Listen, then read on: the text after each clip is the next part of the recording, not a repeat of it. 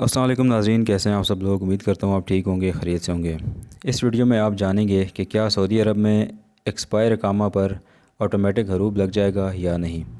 اس video میں ہم یہ بات کریں گے، اور اس کا جو الٹیمیٹ ہے وہ 30 جون 2026 کا وقت دیا گیا ہے، بصورت دیگر آٹومیٹک حروب لگ جائے گا۔ اگر آپ چینل پر نئے ہیں، چینل کو سبسکرائب کریں، ساتھ میں بیل آئیکن کو دبائیں تاکہ آپ کو آنے والی ویڈیوز ملتی رہیں، کیونکہ ہم آپ کے لیے دنیا بھر سے اور اہم معلوماتی ویڈیوز لے کر آتے رہتے ہیں۔ سعودی عرب میں حکام کی ایکسپائر اقامہ پر آٹومیٹک حروب لگنے سے متعلق وضاحت آ گئی ہے۔ سوشل میڈیا پر یہ خبریں گردش کر رہی ہیں کہ اقامہ ہولڈرز کے اقامہ ایکسپائر ہو چکے ہیں، انہیں 30 جون 2026 کا وقت دیا گیا ہے، بصورت دیگر آٹومیٹک حروب لگ جائے گا۔ تاہم حقیقت یہ ہے کہ اب تک سعودی حکومت نے اس حوالے سے کوئی باضابطہ اعلان نہیں کیا۔ سعودی قانون کے مطابق حروب یعنی کام سے غیر حاضری صرف اسپانسر کمپنی کی جانب سے رپورٹ کیا جا سکتا ہے، یہ سسٹم کے ذریعے خود کار طور پر لاگو نہیں ہوتا۔ اقامہ کی تجدید 3، 6، 9 اور 12 ماہ میں کی جا سکتی ہے، جبکہ اقامہ کی تجدید نہ کروانے پہلی بار جرمانہ 500 ریال، دوسری بار 1000 ریال جرمانہ ہے، جبکہ بار بار خلاف ورزی ملک بدری کا باعث بن سکتی ہے۔ اقامہ ایکسپائر ہونے کی صورت میں حروب اس وقت تک نہیں لگایا جا سکتا جب تک اقامہ تجدید نہ کرا لیا جائے۔ حروب لگانے جانے کے 15 دن کے اندر اسے اسپانسر اپنے ابشر اکاؤنٹ کے ذریعے کینسل کرا سکتا ہے۔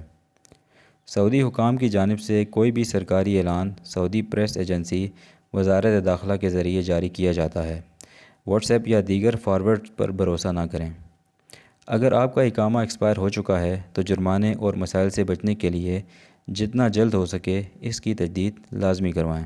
مکہ مکرمہ سے ایئرپورٹ اور میٹرو سے متعلق ایک اور خبر آئی ہے جو ہم اسی ویڈیو کے اندر شامل کریں گے۔ سعودی میڈیا کے مطابق ایک اہلکار نے بتایا کہ شہر میں بڑے ٹرانسپورٹ اور بنیادی ڈھانچے کی اپ گریڈیشن کے طور پر بین الاقوامی ہوائی اڈے کی تعمیر اور میٹرو سسٹم کے منصوبے موجود ہیں۔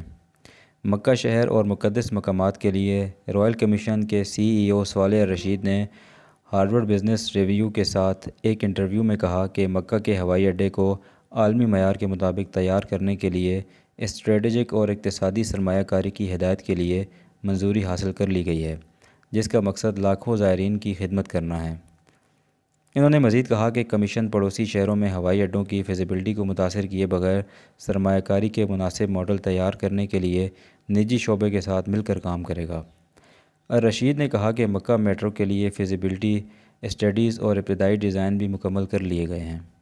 ٹرانسپورٹ کے علاوہ انہوں نے کمیونٹی کی ضروریات کے ساتھ ہم آہنگی کو یقینی بناتے ہوئے ہاؤسنگ انفراسٹرکچر اور عوامی خدمات کا احاطہ کرنے والے منصوبوں کے ذریعے رہائشیوں اور زائرین کے لیے خدمات اور مجموعی تجربے کو بہتر بنانے کے لیے وسیع تر کوششوں کا خاکہ پیش کیا۔